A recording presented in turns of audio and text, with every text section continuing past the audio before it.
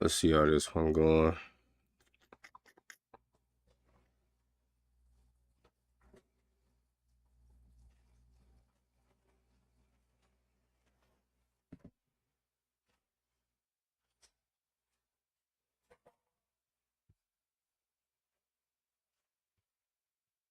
Let's see how this one going.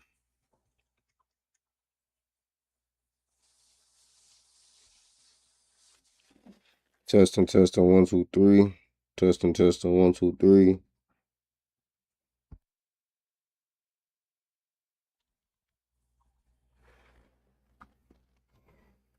Let's see how this one going.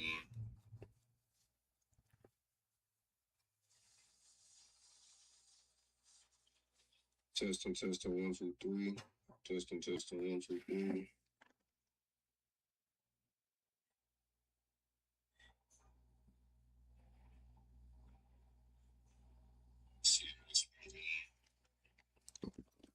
Testing.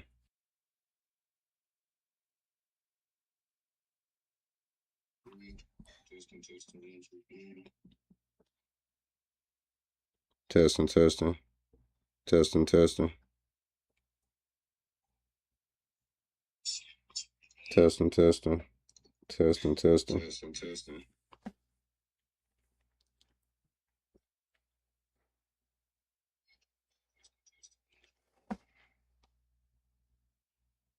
Testing, testing, testing, testing, testing, testing, testing, testing. All right, there we go. All right, cool.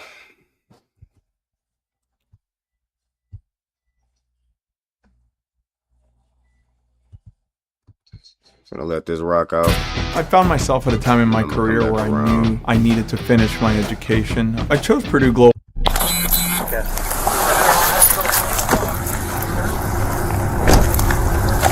There's not some chart right here that's saying the truck, there must have was a truck that must have backed up right here, let's say, right? Okay. Is that okay? Back up, please. We'll back up. Just back. Oh my God. Okay, back up, please. Back up. Officers report to a seemingly routine traffic incident in Moses Lake, Washington. What no officer on scene realizes is that this encounter would be the start of a terrifying investigation, leading to the most dark and twisted body cam footage we've ever shown on this channel. But if you want justice, I already know who did it. Listen to me, please. Get out of your car and come get my kid. Put him in cuffs right now. Don't say anything right now. We don't know. Dad, did you do it? Look at me! Dad, did you do it?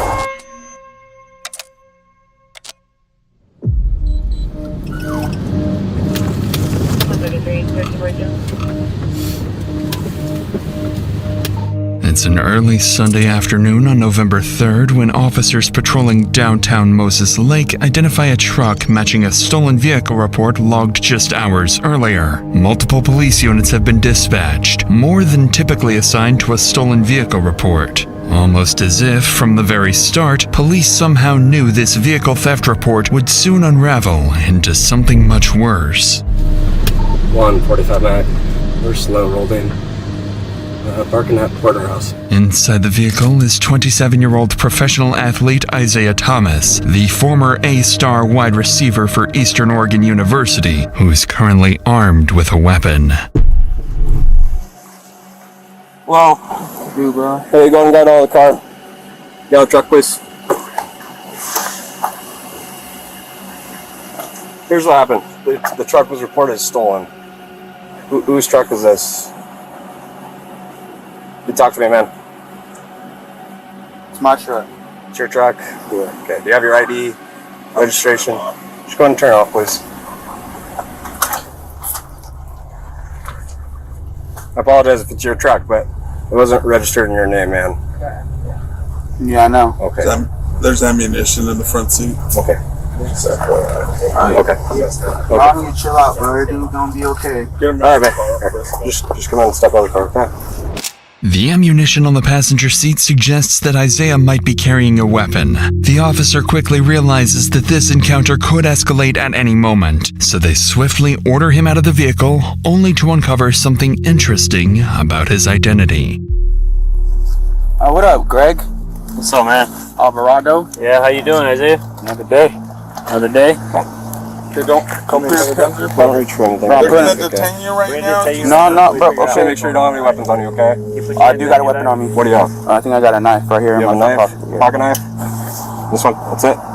Okay. Gotta take a seat home. I want a lawyer so bad, though. Okay. Like, it's ridiculous how bad I need one, no? I hear you. You knew you. Yeah, so I went to high school with him. He was a star athlete, man. Then he started talking. It was kind of weird. Yeah, but It turns out Officer Alvarado and Isaiah went to high school together, and Alvarado recalls Isaiah as a standout football player who went on to compete at the college level. But now in front of him was a disoriented young man, barely able to focus and answer their questions in a stolen vehicle. A stark contrast to the athlete Alvarado once knew. In reality, there is a very good reason for Isaiah's odd behavior. One that Officer Alvarado will soon understand, as within minutes, Isaiah and his family will be at the center of a murder investigation, with only one question left unsolved. For now, officers decide to contact Isaiah's family to inform them of his recent actions and detainment. They quickly get his family contact details and call his mother, 47-year-old Cassie Thomas. However, the information Cassie provides shifts the course of the investigation in an unexpected way.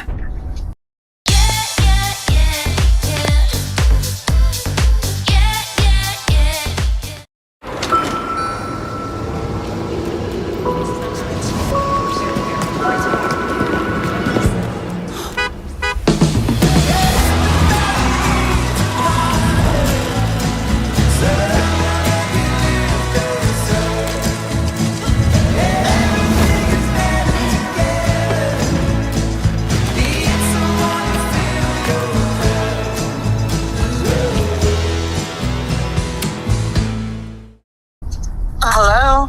Hello, this is Officer Alvarado with the Mosaic Police Department. I'm trying to reach Cassie. This is she. Hey, do you have a son, Isaiah? Yes, I do. We had a call earlier about him being in someone else's vehicle. He's in a truck now, a gray Chevy Silverado. Okay. We're trying to figure out if this is his truck or not, because he's saying it is, but the person that called about him said that he stole the truck from another neighbor. No, that's his and his grandfather's. Okay, who's his grandpa, if you don't mind me asking? Richard? Richard? Yeah, he probably let him borrow it. He's staying with his grandfather right now. What's the address? 430 Dale. Yep, that's where the truck was taken. Okay, that's weird. Yeah, no, that clarifies something, because we thought potentially this truck might have been stolen, so we were trying to figure it out. No, I'm sorry about that. No worries. At this point, Officer Alvarado begins to realize the mistake they've made. Now it makes sense why Isaiah immediately asked for a lawyer. He was being accused of something he clearly didn't do. As Officer Alvarado continues speaking with Isaiah's mom, he decides to ask about something that's been worrying him since the very moment Isaiah steps out of the truck. I went to high school with Isaiah. He wasn't never really like this. Is everything okay? It should be. He should be fine. Okay. He just seemed a little bit off to me when he was talking. Well, probably because he's being accused of something he didn't do. So. It's his grandpa's truck. Yeah, he lives at 430 Dale. But thank you for answering my phone calls and my questions. It actually helps out a lot. Okay. All right. Okay. Thank you. Thank you. Bye. Bye. Officer Alvarado doesn't know it yet, but his suspicion that something is very wrong with Isaiah isn't far from the truth. Still, with no evidence tying Isaiah to a crime, they have no choice but to release him. But as he walks away, Officer Alvarado follows him, hoping to reconnect with his old friend. Alright, bro. Let's walk over to the front of your truck real quick. I just want to tell you something with that right now. I know you don't want to talk about this, but it's cool. You don't have to, okay? So, you alright, man? You like, off the books, do you want to talk about anything? Because I'll turn off my camera right now. We can have a conversation, bro. Like, it's just like we're at a time right now, bro. Yeah? There's a time in everybody's life, bro, where they just need to, like, really evaluate what's going on, you know? Yeah. If you need anything, please don't hesitate to call. I'll sit down and have a conversation with you, bro. For sure. Alright? Yeah. Take care. To Alvarado, it seems Isaiah wants to say something, but he just can't find the words. For now, Isaiah gets into his truck and drives off, unaware that this won't be the last time today he'll be accused of a crime. Dispatch, can I help you? Yeah, I was wondering if I could speak to somebody about missing person. In Moses Lake? It's my father. Nobody's seen him. Yes, Moses Lake. Okay. And his first and last name?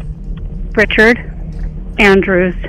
And what is his home address? Is it the 430 Dale?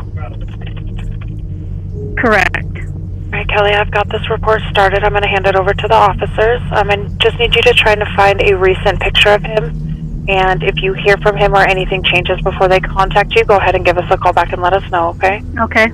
On the phone is Kelly Kirkendall, reporting that her father, 75-year-old Richard Andrews, mysteriously vanished. Officers are sent to his address, and minutes later, they arrive to investigate. Hello. Well, I'm doing better than you guys. How's it going? How are you? Carmen. Carmen? You know me. Let me just talk to you. Waiting for Sergeant Rodriguez are Carmen, Kelly, and Cassie, daughters of Richard Andrews, the missing elderly man. As he begins speaking to them, hoping to learn more about their father's disappearance, a familiar face steps out of the house. So, we have no idea. The neighbor talked to my husband. This is my husband, Mike. Hi, Mike. I'm sorry. He hasn't seen him in a day and a half or so. I haven't seen him longer than that, but his phone's been ringing. His sister's called. Nobody knows where he's at. So. Okay. And is this normal? No. What's wrong? Okay. What's that? Nothing. Do you know where is it your grandfather? Yeah, it's my grandpa. Do you know where he's at? No, I have no clue where he's at. No. He didn't tell you anything where he was going? Did you see him leave? No. So basically what I did see was him talking to somebody out here. He was kind of like parked a little farther out. Like he pulled off to the side a little bit. They're talking in the window. I looked down. That's it. He did tell me that he was going up to the res, but I just got confirmation from Greg, right? But he's not there, so I don't know. Which res? Colville. Colville? Yeah. Okay. He has property up there, but we already put a phone call up there, and they said Nobody's there. About what time was it when you saw him last? I don't remember. Was it morning, afternoon, night time? It was afternoon. Afternoon? It wasn't like late afternoon. So. Okay. Alrighty. While officers are surprised to be speaking with Isaiah and his mother Cassie for the second time that day, their priority right now I've been being fat this whole entire time. I'm back though. My fault, y'all. is finding his grandfather, Richard. With the timeline now established and Isaiah believed to be the last person to see Richard, Sergeant Rodriguez turns his attention to him. But as their conversation unfolds, he begins to notice something strange about this family. You said you saw him about a day and a half ago? And that would have been, yesterday afternoon sometime or the day before? Yesterday, no, not yesterday. Was that a day?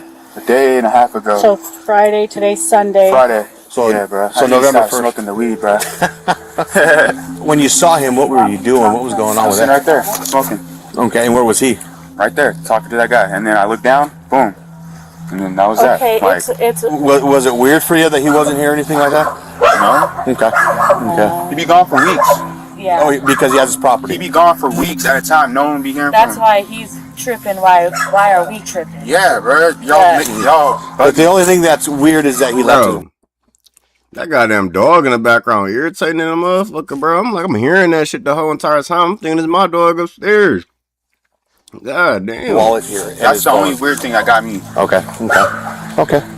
But it's not... That's very strange to me. But it's normal for him to be gone weeks at a time. But we know where he's at. Usually down at the Colville. Yes.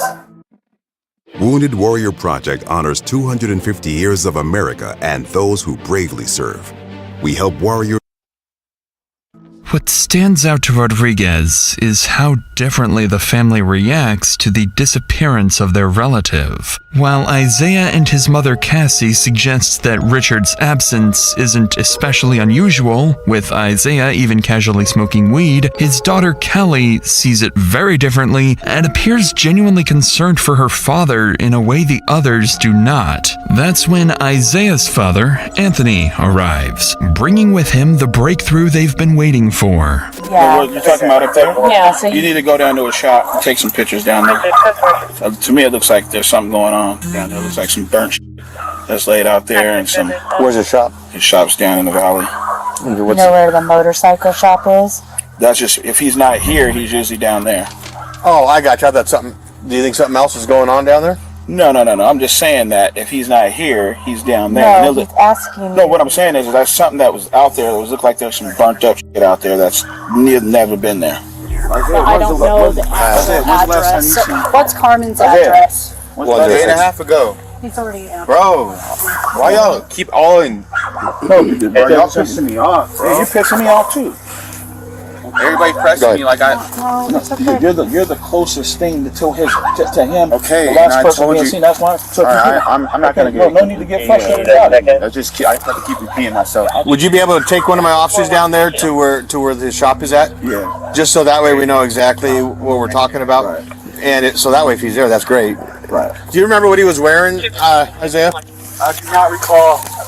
Because that's part of the report that I'm taking, so I can enter it into the system. I'm not bugging, bro. Okay, I know. I'm just letting you know. There's slippers, I think. Okay. Well, we leave that. No, those are in the house. So remember any jewelry? Jewelry. No. You don't wear jewelry. Okay, hold on. Let me. I'm sorry. Let me talk to him. Thank you. You don't wear jewelry. Okay. What I have to follow him? Yeah. So, because we don't know the exact address, if you want to follow Anthony down to his shop down in Cascade Valley. Okay. His cell phone's here, wallet's here, everything's here, dog's here. Just whatever he had on his person in his pocket is all. Okay. So, all right. Thank you.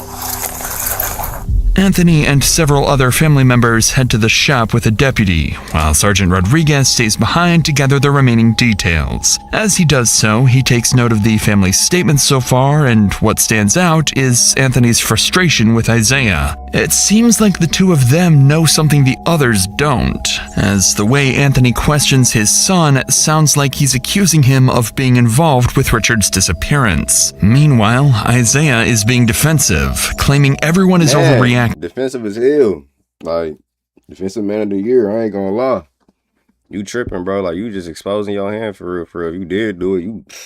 Everybody know now the way you acting. His mother, on the other hand, remains calm, smiling, and at times even answering questions that weren't directed at her. Rodriguez notes the contrast in this family's behavior and steps away to drive to Richard's shop. But before he can go, Isaiah's mother would make a horrifying statement, one that would come back to haunt her.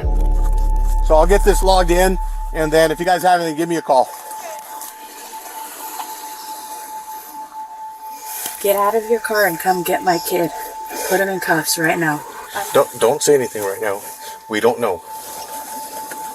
Okay. So yeah, let me know. Okay. That's Thank you. crazy for her to say.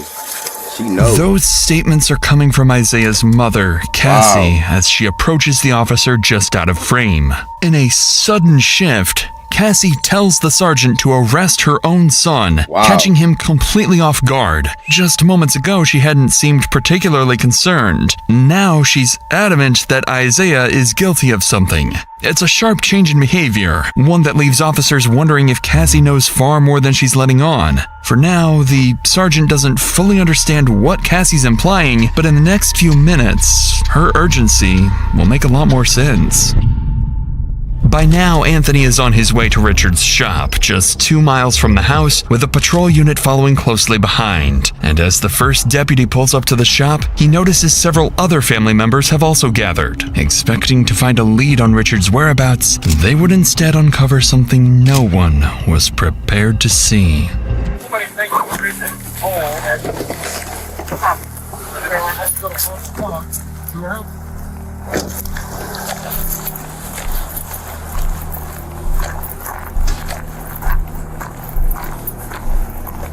Bro, don't tell me this goddamn head is back here in a fucking hole, bro. Right here, they're saying truck. There must have was a truck that must have backed up right here. That's here, right? Okay. What the fuck? Okay, back up, please. Back up, please. I want to see. I want to make sure. Back up. I don't see anything. And you caught him. Him, calm down. Oh my God. Okay, back up, please. Back up. Okay, ma'am, can you come this way, please? Ma'am, can you come this way, please? Ma'am.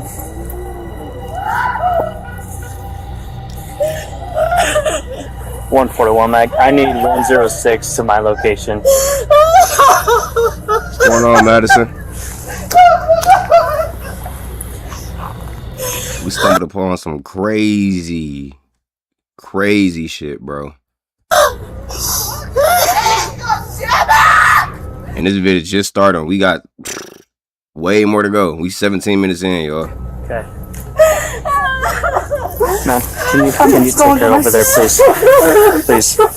This is now a crime scene. We need to Yes, I know. I'm trying to get her. Okay, I know. Oh, Kelly. She crying right next to the head. Sarge, he's buried in the ground. There's someone buried underneath the ground. Buried in a shallow grave in the front yard of his own shop lies the dead body of 75-year-old Richard Andrews. Richard's daughter, Kim, is the first to see him. She recognizes her father immediately, revealing part of his leg with the same jeans he always wore. It's a horrifying discovery for them to make. Even the deputy is shaken and unable to control the situation on his own. But as he observes the family, something about it feels off. By the time he arrived, the family had already begun digging, and within moments of uncovering Richard's body, they started pointing fingers, fixating on the one person they're convinced is responsible. Bro, ads be coming at the worst times, bro. Of unknowns. Cracks but hold on, that Chad, threaten recap. So hold on, the video is fam discovers missing dad's head inside the garbage bag. Okay, I mean, maybe he's just not bringing up the fact that it's a headless body. Yeah, let's see. I'm not moving right, I can't. Okay. Don't touch me. Do you want me to help you? No. Don't touch me. Okay. I knew this was gonna happen. That was it. His son, my sister's son that's at their house right now did it. And the gun's probably on the bed. It's a rifle that's laying in my mom's bedroom on the bed. But he has mental illness. So we're having the county respond, okay? And their supervisor is gonna come, and they're probably gonna set up a containment, okay? Please, I just ask that you guys try to cooperate as much. I can't make any promises. No, we're not leaving. Okay, well, ma'am. I'm not calling him here right now.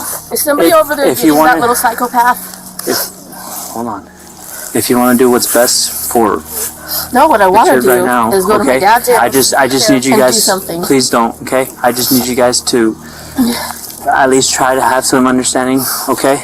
And I want you guys to listen. To the officer's surprise, Kim doesn't hesitate to blame her nephew, Isaiah, despite there being no direct evidence linking him to what happened here. Shaken and unsure how to handle the situation, the deputy allows the family to remain at the crime scene even after the body is discovered. Then, 2 minutes later, Sergeant Rodriguez finally arrives, stepping straight into the chaos. He tries to regain control of the situation, but it doesn't take long before he loses his patience.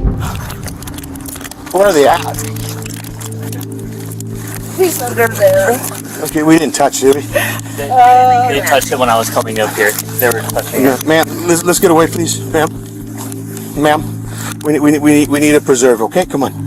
We need to make sure that we do this, okay? I'm right here. You want my hand? No. Okay, I'm sorry. Yeah. Stand over here, please. So we have the cards.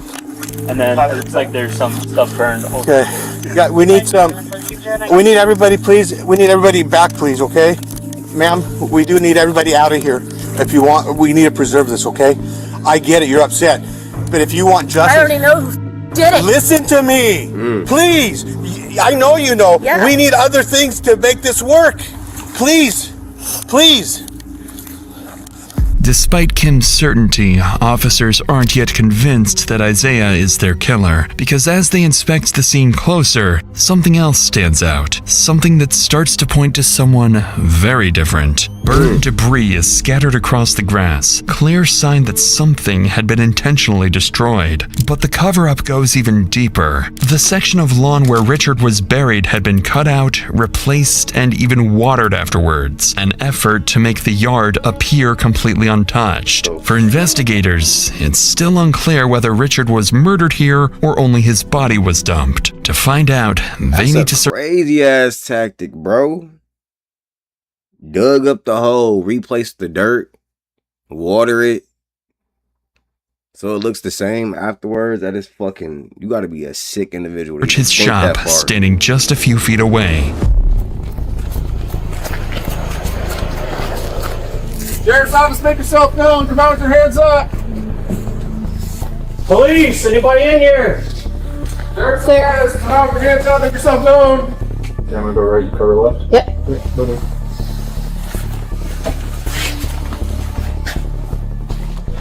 You want to bump up to that door? Got it? Clear. Up ahead is Richard's shower, and strangely, the deputy notices it appears to have been recently used, suggesting the killer may have been here only minutes earlier. Officers then continue clearing the rest of the shop, finding no signs of a struggle. Nothing to suggest Richard was killed here, so they shift their focus to securing a search warrant for his house, a search that would end very differently. As officers begin to regain control of the chaotic scene, Richard's daughter Cassie arrives, the same woman who had told the sergeant earlier to arrest her son, Isaiah. Why she accused him before the body had even been discovered is now a question detectives need to answer. But first, they have to break the devastating news to her. Yeah, we can't. I know. I'm sorry. I need to see. No, we can't. We're gonna. I just need to see. Just go around that way.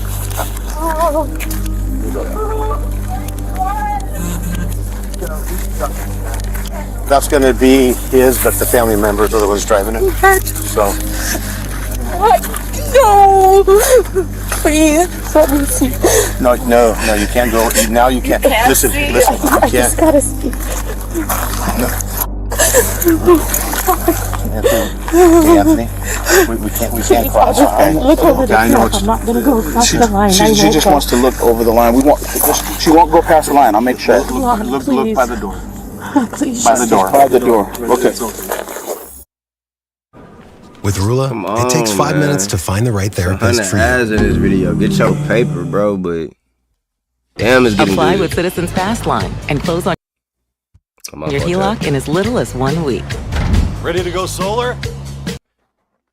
Naturally, Cassie is distraught, not only because her father is dead, but because she suspects her own son may be responsible. For now, officers continue securing the scene and prepare to send Richard's body for autopsy. But as they do, they begin to overhear the family frantically talking amongst themselves, and what they're saying would suggest the situation is only escalating, because someone else might be about to get hurt. Right, we have one that's confirmed in a shallow grave.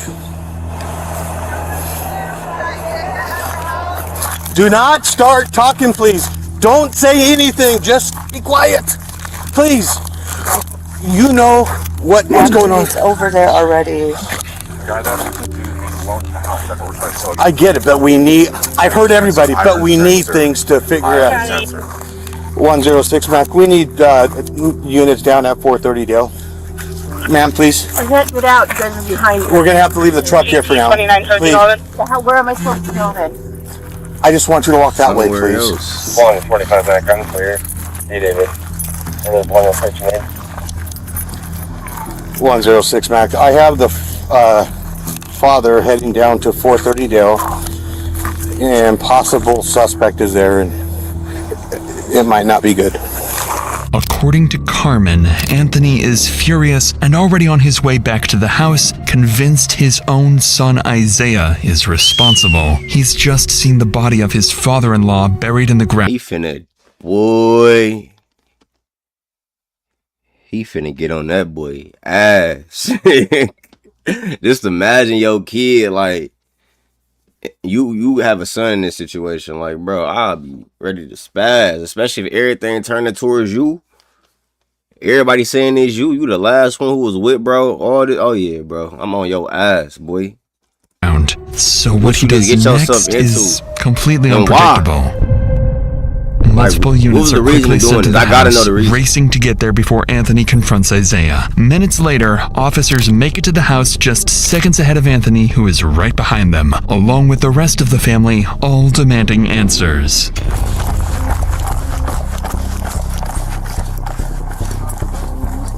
Let her get her pint, dude, and get in back. Nope. Just stay back. Stay back. Stay back. Did you? Back up. Stay back. Go back now. Yo, come on. Did you, Isaiah? Nope. Need you guys to stay back, okay? Please. Just to the left. Secure him in your car. Thomas. No. Frisk him for weapons, please. Did you do it? Please stay back, sir. Sam, did you do it? Look at me. Did you do it? Please. I need you to stay back, sir. Did you do it, Isaiah? Look at me. He pressing him. Why would I look at you? Yeah, you're my firstborn. He said, why would I look at you? Nigga said, why would I look at you? You're my firstborn. Bro, this shit crazy, bro. He pressing him, though. I ain't gonna lie. I would, too, though. I ain't gonna lie. Like, you gonna have to tell me something. Like, what did you want? Like, did you do crashing it? out. There. One more time. No, bro. Oh, I'm sorry. That's not the For my lawyer. Alright, just go ahead and get in here. And take a seat.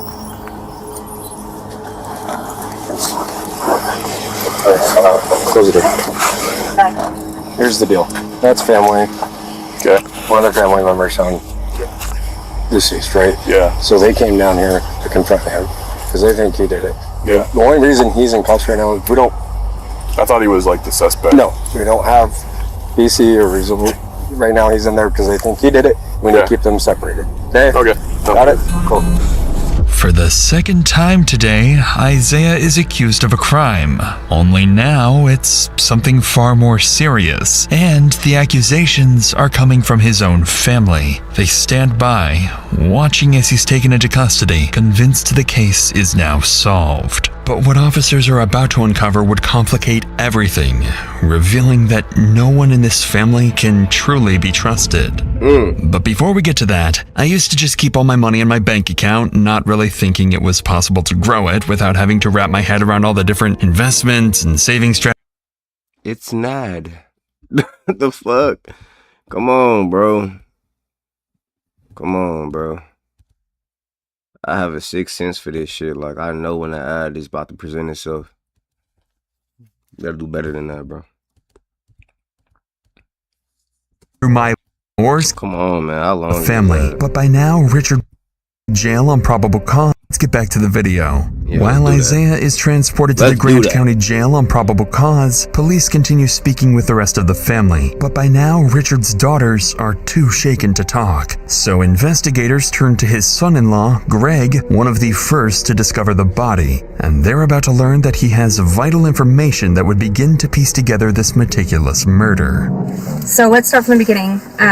How do you know the guy who works on the shop out here? Richard is my father-in-law that I married one of his daughters last year.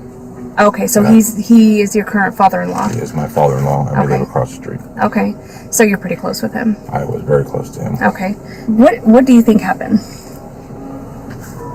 I think that there may have been some type of transaction at Richard's house with Isaiah.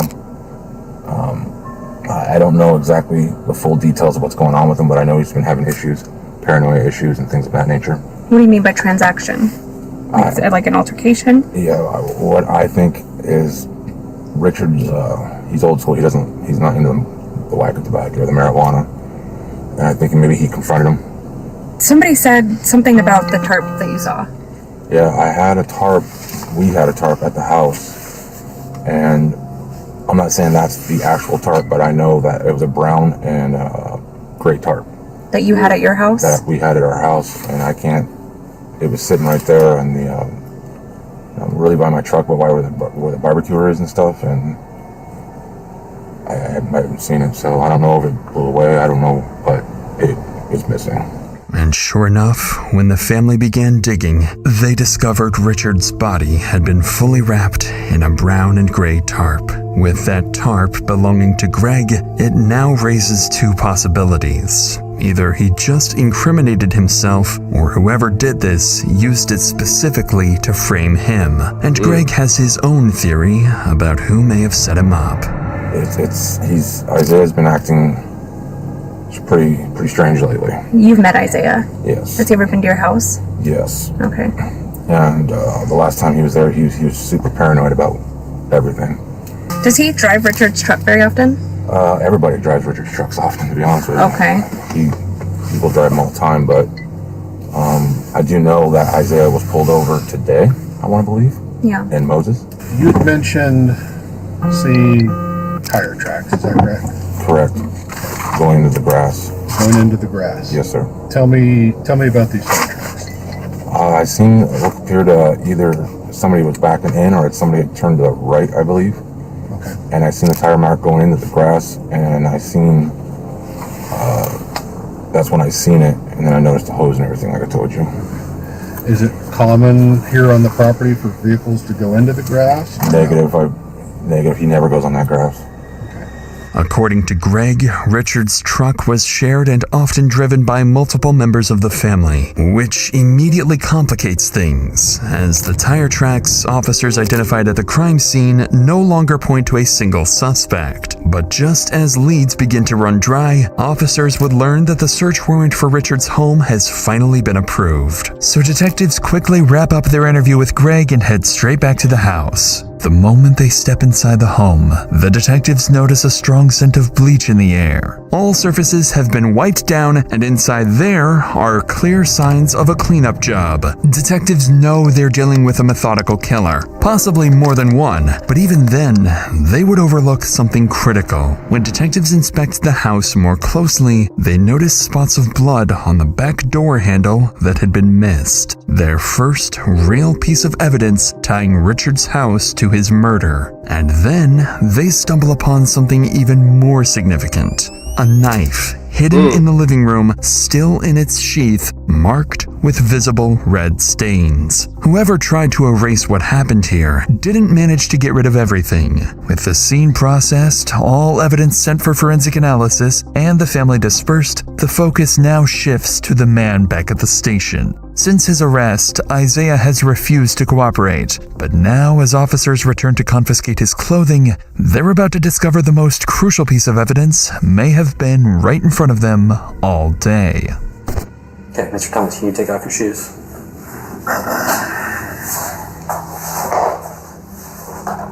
And then take off your sweatshirt. Bruh, it's hell cold. Okay, I'll try to get you another blanket. You got 2 blankets there. I'll try to get you another one. Oh,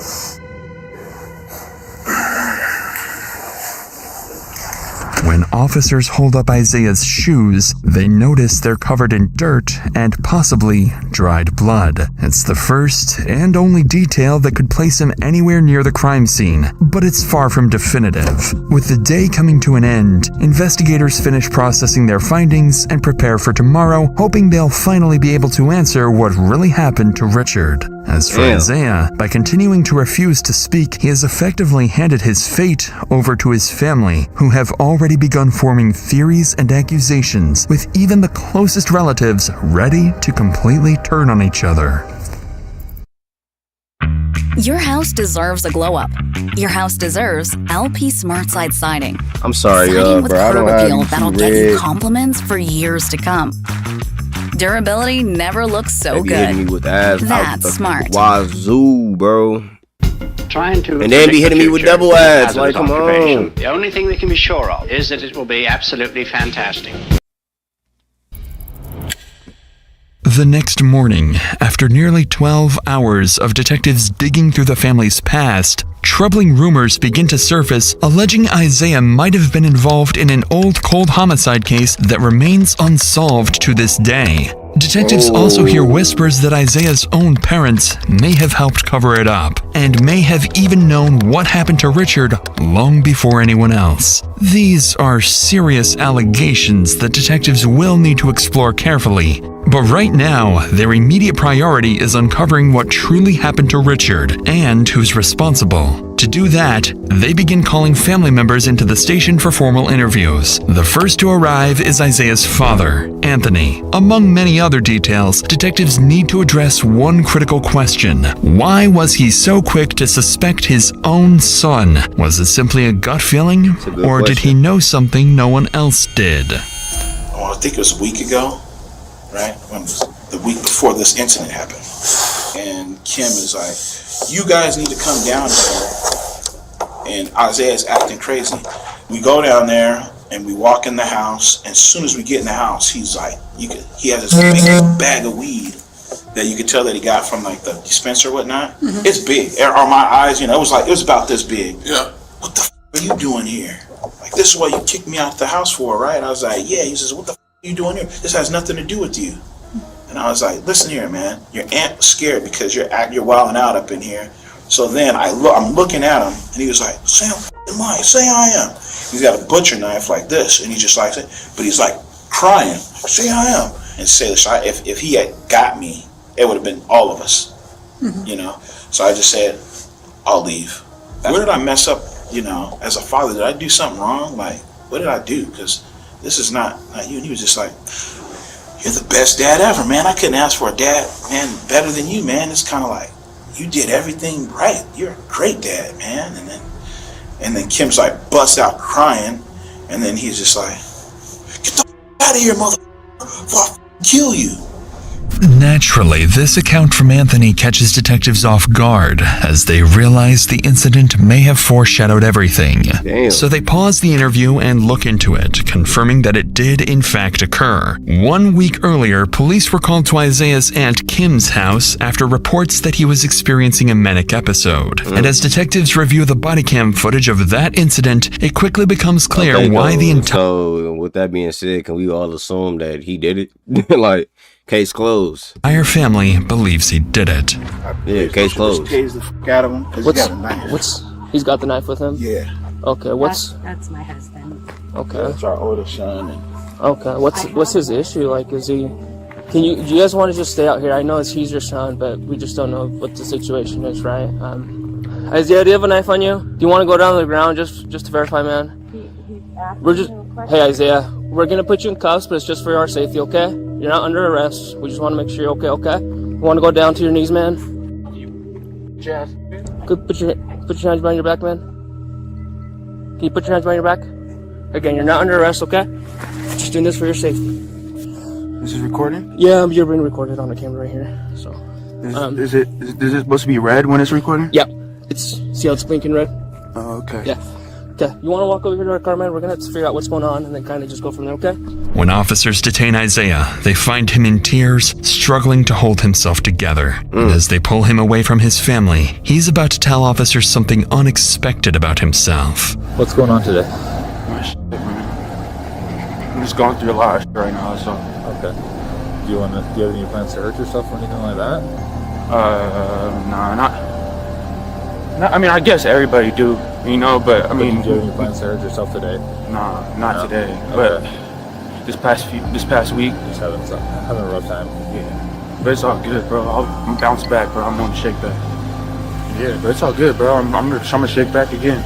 Yeah. And again. And again. Do you want to go to the hospital or anything like that? And again, huh? Do you want to go to the hospital or anything like that? Nah, bro. It's good. Like, I'm good. So what was the deal with the knife? I got a swisher in there. It's a blunt, basically, and I use a knife and I split it. Okay. To take out the tobacco to put my weed in. Okay. At first. Okay. But then me and my aunt started arguing and that knife was on the table, so. And you just had it already? It was already there. And we started arguing. I wanted to leave, but she just.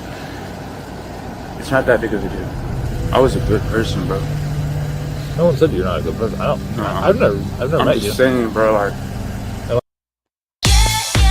Damn, I was getting into it, man. Ladies and gentlemen, Twice Yearly Prep is here. Going on, One office Lonnie? visit every 6 months, 2 times a year for HIV prevention. Appreciate you dropping by. It's a lot going on right now, man. This dude is accused of killing an older gentleman, man, and his family is backing it. So, and it's looking like he did it. So, it's looking definite. It's looking bad for him, bro. I just life, bro. Clearly, there is sympathy in the officer's voice as he realizes the man in front of him has been dealt a very difficult hand in life. And although Isaiah downplays the incident, in hindsight, it would read very differently. Because perhaps this was the last and only time something could have been done to prevent the tragic fate of Richard Andrews. After analyzing the incident and forming a clearer picture of Isaiah, detectives return to finish their interview with Anthony. Through his account, it becomes clear he believes Isaiah's issues stem from 2 factors: prolonged marijuana use and repeated head trauma from his time as a wide receiver, a position... Nah, I mean, the head trauma, yeah, for sure. Marijuana, I mean, if he already had, like, issues... like diagnosed to himself or undiagnosed, I mean, I guess marijuana can kind of like make it worse, definitely. But the head trauma from football, for sure could be a factor. But even that is like, you ain't got no business killing nobody, taking nobody's life, bro. Like, come on now. Notorious for heavy hits and brain damage. Anthony also goes on to clarify crucial details about his son's mental state, making it evident that his initial suspicions of Isaiah were rooted in his son's increasingly unpredictable and volatile behavior. So with Anthony's perspective now on the record, the interview comes to an end, and detectives move on to Richard's daughter, Kim, the person who found the body. Kim goes on to explain why she immediately suspected her nephew Isaiah, pointing to his history of violent psychotic episodes, including pulling guns and knives on family members, as well as his white vans covered in dirt. My God. He should have been locked up, my God. What was taking so long, bro? You pulling guns on people and shit too, bro? You tripping? Like, what is we doing? This should have been she a done says case. is This should even highly have went unusual as for far as it him. did. Notably, she ends the interview by saying she fears that if Isaiah is ever released, he will do it again. That's With a the fact. case against Hell yeah, Isaiah he'll do it growing again. stronger by the minute, detectives then shift their attention to 2 more family members, Richard's daughter Chrissy and her partner Floyd. Unlike everyone else, these 2 family members are about to become Isaiah's best and perhaps only chance of shifting how detectives view Isaiah's role in all of this. It's hard to kind of start this off, but as far as it would have been your father, right? Yes. So I find out that they find my dad buried in the back of his shop. I already knew. I told them, why are you letting that motherfucker stay at my dad's house? You know he's gonna kill him. So I know you have questions for me, and then obviously I have questions for you, and I think they're both geared around the same. When I got there, Like if he was that much of a loose cannon, to where you like, oh, you know he's gonna kill him. Like, bro, why is he even able to stay with anybody? Why is he even able to be out and about? Like, why is he not already locked up or put away? Like, what is we prolonging right here? Like, if he can't even be trusted with your dad, an elderly dude, what are we doing here? Weird. And I'm like, man, something's not right. So I left, and that's when I told her and explained it to her. I even knew something was wrong before he had this episode. I said, something's not right with this kid. Hey, you guys might want to be careful. Sure as soon as we leave, all hell's break loose. Explain to me now the background, how you knew something weird was going on with Isaiah. Because prior to this, he was staying with us. And I'm not exactly sure what happened, but he starts a confrontation with my son. He pulls out a pistol from his drawers. Isaiah, okay. Sets it down. I got back hold of my sister Cassie, and I said, you know that boy is sick. He's beyond therapy. He needs fucking help. Like, he needs to be medicated. The thing, like I said, the only thing that just bothers me the most, that kid does not clean at all. He won't even make an attempt. He'll drop something on the floor and just walk away from it. Crazy. And leave dirty ass nigga. And so not only is you a killer, you a dirty nigga too. Y'all know how I feel about dirty niggas, bro. Eradicate them. Usually I'll even ask, hey, where's Richard? Because I'll say hi to him. But for some reason, it's just the atmosphere was just, I'm like, all right, something's wrong. So I got on the phone with her and I'm like, oh, he's still wigging. He's wigging hard. And I said, your sister's tripping. I said, your sister acting like she's scared to death. Well, she knows he goes through his episode. Of course he's scared. I'm like, okay. It's when after we found out what really happened, is that she knew what he did. What if I don't like my therapist? You'll find one you do. I can't deal with insurance. Rula makes that part easy. There's too many decisions. Enough. We're going to therapy. With Rula, getting help is easier than talking yourself out of it. Get ready for Twisted Tea Light. The same smooth and refreshing taste of Twisted Tea, only lighter. Keep it twisted. Thank you. At this point, detectives begin to realize Chrissy and Floyd aren't just angry at Isaiah, they also hold his mother accountable. And the couple's suspicions align with detectives who still can't explain why Cassie asks them to arrest Isaiah before the body was even discovered. So with all of this in mind, detectives would ask them both point blank who they believe is truly responsible for Richard's death. So I'm on the same page as you. You guys believe that Isaiah's mom knew that She had knowledge of it. Richard. She had to have knowledge of it. I mean, that kid wouldn't have cleaned. That kid wouldn't have done none of that because he ran over to the neighbor's house and tried to take their car. Did you guys get that information? Yeah. Yes. All right. So he's sporadic. He's not cleaning. He's running off. He's trying to get off. He's trying to run off. He's trying to do whatever he can do to get out of the situation. He's not thinking about cleaning. He's not thinking about picking this guy up and putting him in the back of a truck and burying him. And then go down to the valley to go get a tarp. Then go back up there in her dad's truck and they see it and go back up to the house and wrap him in the tarp and then come back and down to the valley, which is across the street from her sister's house, and bury him in his auntie's house. When you said that you believe that she knew, do you believe that she helped cover the body and clean up? I can't go that far. Okay. I can't go that far because she doesn't have that mentality. At the end of this conversation, if she's not arrested by then, I don't know what to tell you guys, but she didn't sort it up like per se, like, oh, Isaiah is gonna do this, and she manipulated the situation to her advantage. She knew what her son was capable of. She knew how to get him to that point of manic and psychosis.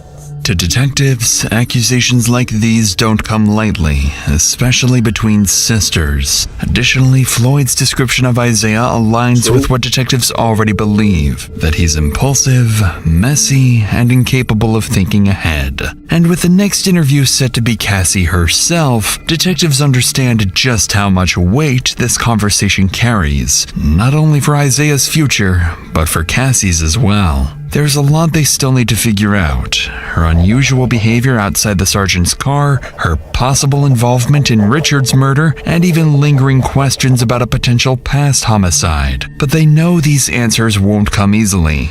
They'll have to approach this carefully, waiting for the right moment to press her. And as her interview unfolds, watch closely for the moment Cassie begins to fear she's the one being implicated. There's no easy way to start this conversation. Go for it. Okay, sorry. I'll work through it. Okay. So, how has Isaiah's mental health been in the last few years? It sounds like he's been suffering. The last year for sure. Last year? As far as like his mental health, is it something that he's diagnosed with, or just something you guys started noticing? We started noticing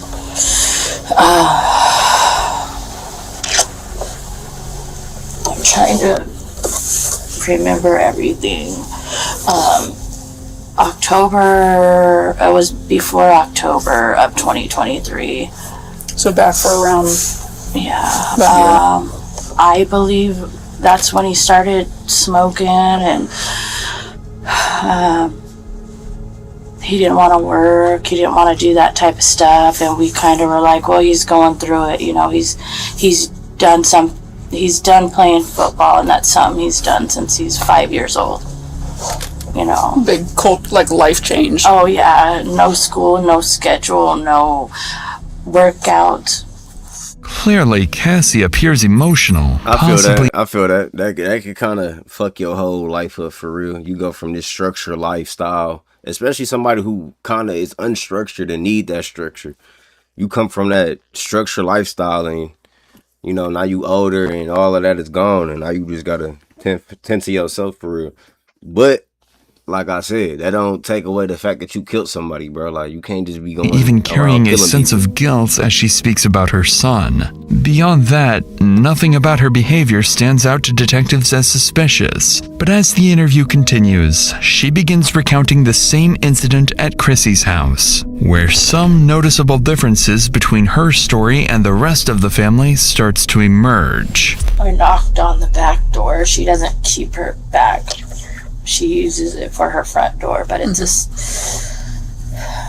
And I walked in, and my son's sitting at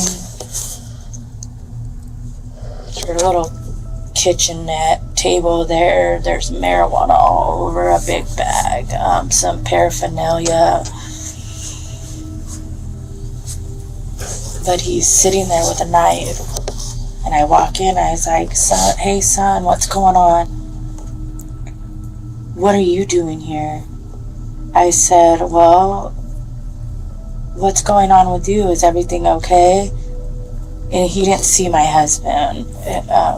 His dad came in behind me, and he seen his dad, and instantly he's pissed. What the are you doing here?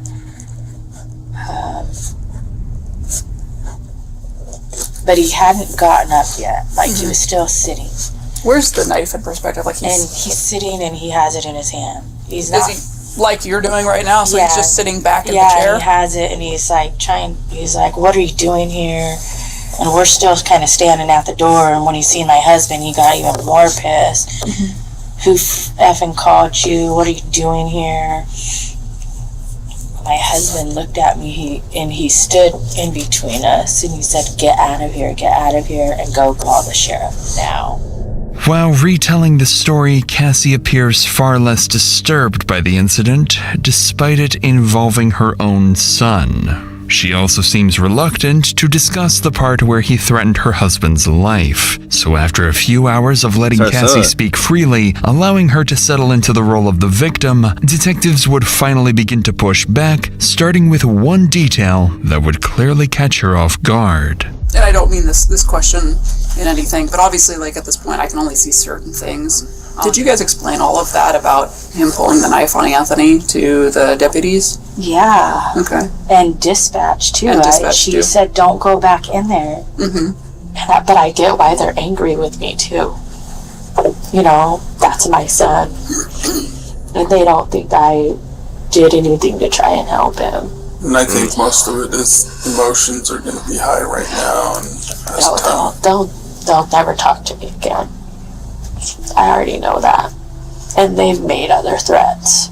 They've also said other things too. And I don't know if you want to talk about those right now, but I think Detective Hunt is following up on that part, but the weird, vague comments about this is potentially not the first time Isaiah has done something. Yeah. And I didn't hear any of it. I was in the house, but they were really going on. Like, he's done this before, and like killed someone. That was the implication. But she also said that my husband and I helped cover it up, and that they know. So you got two instances where people think you're helping cover up a murder. Interesting. I'm gonna take note of that. The name. Tragedies like this happen, and people don't find their loved ones. At least we found my dad. Clearly, Cassie is distraught, not only at the prospect of being ostracized by her family, but also at the possibility of being suspected by detectives as Isaiah's accomplice. But there's still one more question detectives need answered, after which they'll have made up their minds about Cassie. When you went to Sergeant Rodriguez and you made the comment that it's him, you need to get him in cuffs, you need to get my son in cuffs. Why for you in that moment did you knew it was Isaiah? Where was your mindset at? But you know how crazy her son is. She already knew. I know I'm asking you to explain like a gut instinct. Unless she really was behind the situation. If she wasn't, I don't think she really was, but I think she knew her son was crazy. I mean, that's just my guess. My guess is she knew her son was crazy and just was like, you know what, it's him for sure. Because he was, there's too many instances where this man had already threatened and all this extra shit, so it got to be him. Unless she behind it too. Things he kept saying, like, you guys, why are you pressing me? He's like, he's gone all the time, weeks at a time. I said, how long has it been since you've seen him? And he's like, a day and a half. So you've got kind of every other family member that's here that's worried and everything like that, and his response didn't seem to match your guys's. Right. You just know. You feel it. It's just like, then I'm like, he has to get handcuffed. He has to go to jail. You know, I just felt it, and I'm his mom. You know, and I'm not in denial. And I do think personally you did the right thing. I think you handled everything as best as anyone could, as best a parent could. And I don't think that me saying that's going to bring you any comfort, but I do believe it. She opened the door. It swung Yeah, Chad, I know slowly this upon video its is pretty hinges, long. I know as if it were afraid to open. I usually do the shorter As ones, she stepped out but I into the wanted to watch garden. this one for a while, so I'm gonna truck through the low viewers. Despite her unusual behavior, the detective appears to take Cassie at her word, believing she may be genuinely innocent. Her family, however, remains unconvinced. After wrapping up this and several other family interviews, investigators find themselves between a rock and a hard place. So far, there's no concrete evidence that Chrissy or anyone else was involved. In fact, at this stage, there's barely enough to definitively prove Isaiah's involvement. So Isaiah remains in jail, hoping that with the right lawyer and no further discoveries at the house, he might still be able to walk away scot-free.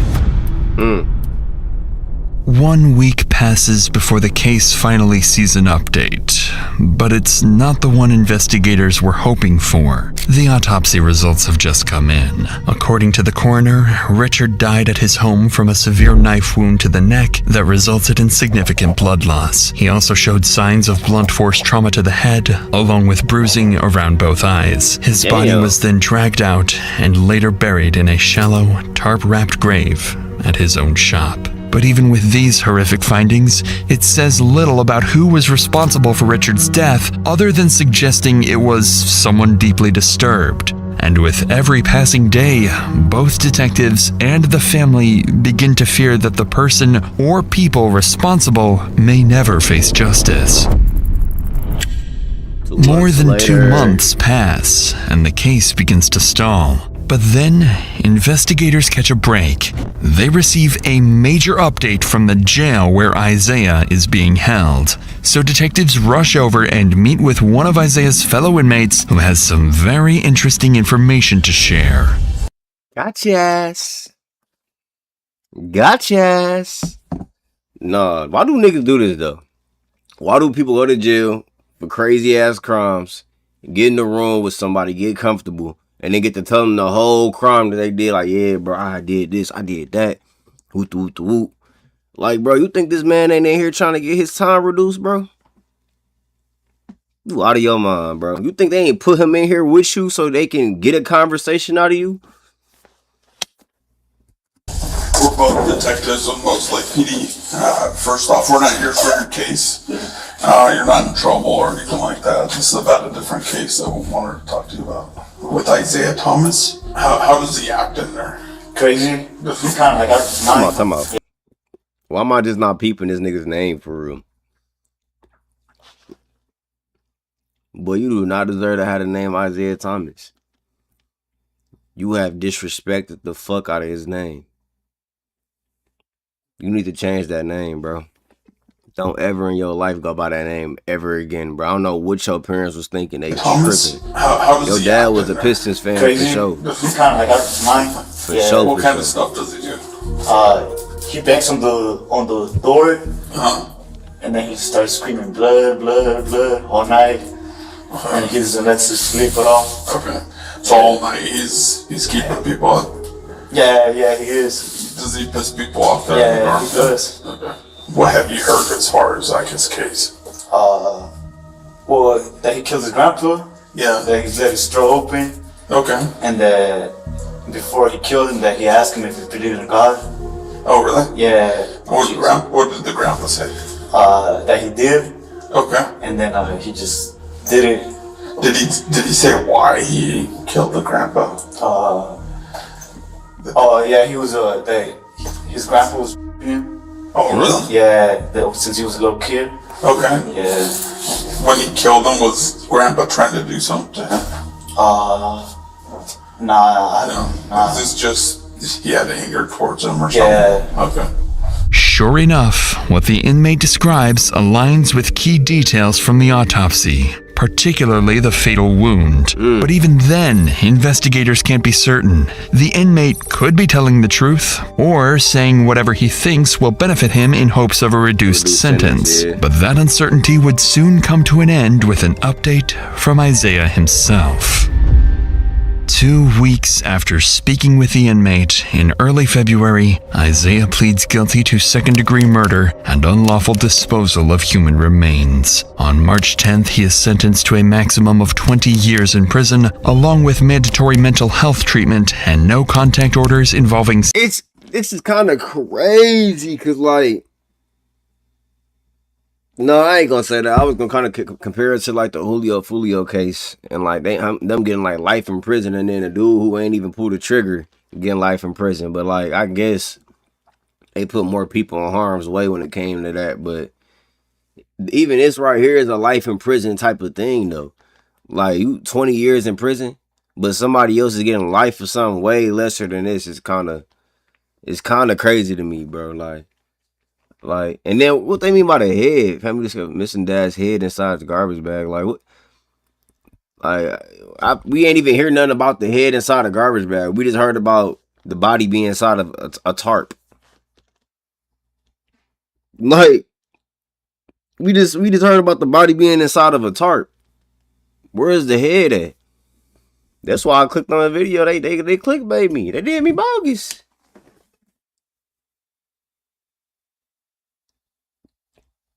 But yeah, 20 years ain't enough, though. Several family members who cooperated with the investigation. As of now, no other family members have been charged, with law enforcement ultimately concluding this was a solo actor homicide, dismissing any allegations of parental involvement. And as for the alleged prior homicide, police have so far found no evidence linking Isaiah to any unsolved cases. No evidence leaking into no other cases, so... At least he got that going in his favor, but nigga, you killed your granddaddy, so besides that, you're cooked. Yeah, chat. That was a good vid and all. But I think I'm gonna veer away from like the longer videos. I'm gonna go shorter vids. Cause like I don't know, you know, people attention span, they can't stick around for no damn hour, bro, for no video. They trying to get to the conclusion right now. You feel me? So we gonna go ahead and go with like what is this? This one down here? Let's see what this one down here talking about. Secret tender killer lets cops into his murder house. 36 minutes, y'all. What y'all think about that? We active in the chat. Can we get an active member in the chat, please? 30 minutes. I think 30 minutes would be cool. 36 minutes. The last one was 50 something, so hopefully this is a little bit better. I don't know. We're gonna try to drop it down to 30, and or do I want to? Oh, hold on. I heard that. That shit sounded crazy. I think I might go with blue cam. I might do one more blue cam or blue code, whatever the shit called. And then hop off and then do like a super long stream around like 5 a.m., 6 a.m. But I need something real quick, real smooth. Yeah, cold blue cam. I don't know why did I say blue. Cold, I don't know. But well, let's see. I need something real quick and smooth. Something that can get me riled up like in like 15 minutes. 10 minutes. Let's see.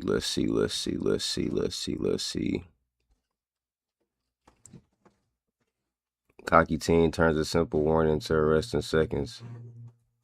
This nigga ugly. Just because of how ugly he is, we'll go. I wasn't touching no kids. You said I was touching kids, bro. What? Oh, yeah. I'm with the punches in the mouth, bro. Officers are at a high school football game to remove. What the? I wasn't touching no. What is this? You said I was touching kids, bro. What? I hope you were. Punches. Ew, bro. Yeah, let's hope and pray he wasn't touching no kids. Let's hope and pray you weren't touching nobody. You feel me? Like, don't touch anybody. Don't touch a soul, nigga. Don't even touch yourself. Nigga, you tripping. You look like something stuck on the bottom of a shoe. I wasn't touching no kids. You said I was touching kids, bro. What? I'm with the punches in the mouth, bro.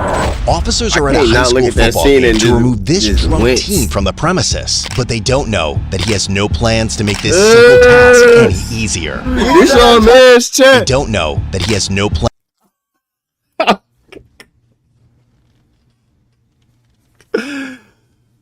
Who is bro? Who is this nigga, dog? Plans to make this simple task any easier. You said I touched the kid. I'm just talking, bro. It all started around 8:15 p.m. at Logan High School. No. Before we get started, child, pop back in here. I'm about to restart stream because this shit lagging. Because we can't fuck up this one, y'all. We can't fuck up this one. This one finna be funny.